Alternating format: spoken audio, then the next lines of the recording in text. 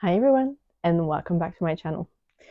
Today, I feel like you're not gonna like me very much.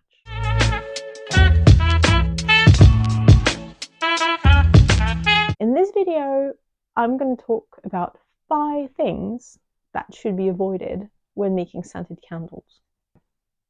First of all, yes, this is partly based on my opinion, but also partly based on something that I will share in the description box, which is a candle guidance for candle making that was shared, that was produced in the US earlier this year or end of 2022, I can't remember, which explained that certain things that should be avoided in candle making, and some of the ones that I'm going to talk about are on that list. So I know the guidance can be different from a country to another.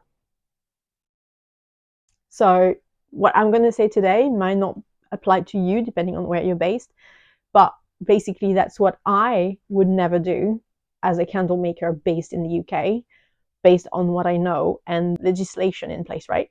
And trading standards. So let's get into it. But I'll add a little bit of a disclaimer right here just to make sure that we're all on the same page. The first thing I would absolutely avoid as a candle maker when I make scented candle is florals, petals, dried flower, dried oranges, anything that you can think of, cinnamon stick. A candle should be free of anything in the melt pool.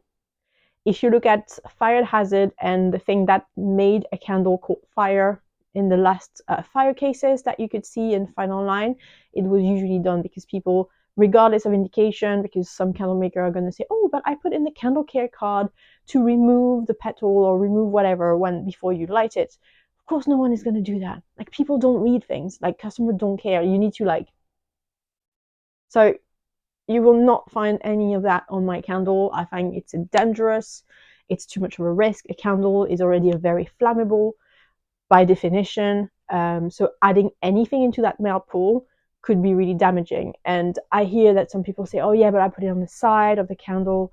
I put it on the edges, right? But as the wax become liquid and a pool, with the heat, it creates like movement, just like it does in water and currents. And so things are going to move around. So something that was initially on the side of the candle can very much end up next to the wick and just create a huge flame. So not going to happen. Sorry. Number 2, crystals. Yes, I said it out loud. Yes, come at me. The internet, I said it. Crystals should not go in a candle. Why? Because crystals are, organic material, and close to a source of heat, they can actually explode, depending on what crystal it is. Not all crystal, but some crystal can explode. And the same thing apply. Yes, people say, yeah, remove them before you light the candle, etc. But people don't tend to do that. So I would probably never put something straight away in the candle. For me, if it's sold in a way that it has a wick in it and you've got the crystal or the flowers or whatever in there, as a customer, I'm assuming that I can light it in that way. Number 3, yes, it would be nice, wouldn't it, if a candle, when it burns, creates swirls of glitters because we're using mica powder. Don't do it. Mica powder is not made for candle making. Mica powder and glitter powder are made for wax melt, because when they melt in a melter, safe and away from a flame, you know where I'm going at? Away from a flame, it creates beautiful swirling movement of glitter. It's mesmerizing. It's really beautiful. You should not use it in a candle. When I tried to understand that when I was a baby candle maker, I found somewhere online, I can't remember where, we described it that way, and for me it made sense after that. Putting mica powder is exactly in a candle is exactly like trying to drink a milkshake, a thick milkshake, with a really tiny straw. You're gonna try to get your milkshake, but it's not gonna come up because the paste is too thick for that straw. And what mica does is it makes exactly that, and it risks to clog, what we call clogging the wick. that image really worked for me when I was looking for wicks, but it works for mica powder. So if your wick is clogged because there's things that shouldn't be there, mica powder, glitter, that are preventing the wax to come up all the way up to the top, your candle is likely to self-extinguish or really struggle to create a melt pool. It's going to create like a very tiny pool at the top because it's really going to struggle to get the wax it needs to power the candle. So mica powder, no. Absolutely love it in wax melt. This is where and how it should be. It should stay in wax melt. Number 4, this one is very controversial, and I'm very jealous of you guys out there in the US or in Australia. You guys can mix fragrance oil, and I've seen lots of video about this, and I'm like, what?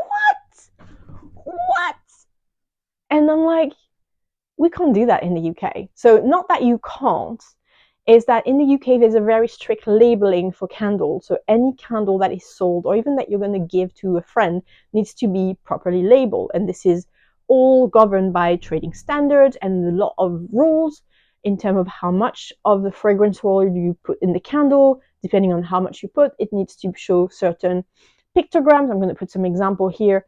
It's going to be different for each candle. And this is where it gets tricky. If you want to mix it, in reality, you could do it in the UK, but you would need to send your mixture to someone accredited to do the testing that will be able to tell you what ingredients and list and signal pictograms and words you need to show on your label. It's a lot of money to do it. So in the UK, no one kind of does that. Or if you're very like, I think for me as a small candle maker, it would be really costly to do this. So I'm staying away from that. Maybe there's some out there that do it, and I would definitely love to hear from you.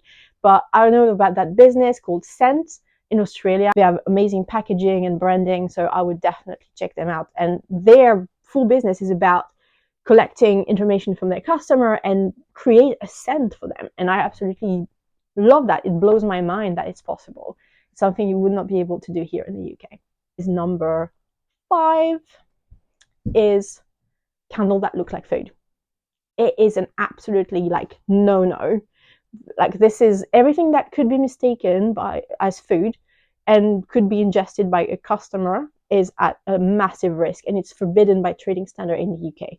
I've seen so many cool and creative candles like either on TikTok, Instagram, on YouTube with like, you know, like Fruit Loops and looking like sundaes or cake and I thought it's so like creative and must be amazing to do, but in the UK you would not be able to sell them. If it looks like food, you can't sell it. There's too much risk by trading standard.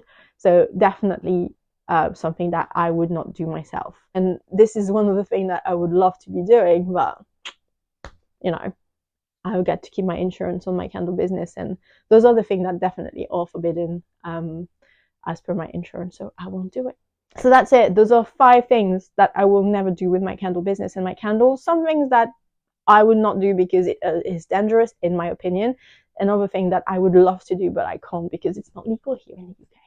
So tell me what you think, and depending on where you're based, it would be really interesting to find out like your thought on my controversial things that I would not do with my candles here in the UK, and find out what you think, because yeah, it's always great to know from you guys. I hope you enjoyed this video. Don't forget to like it and subscribe. It helps the channel more than you know, and I'll see you very, very soon. Bye.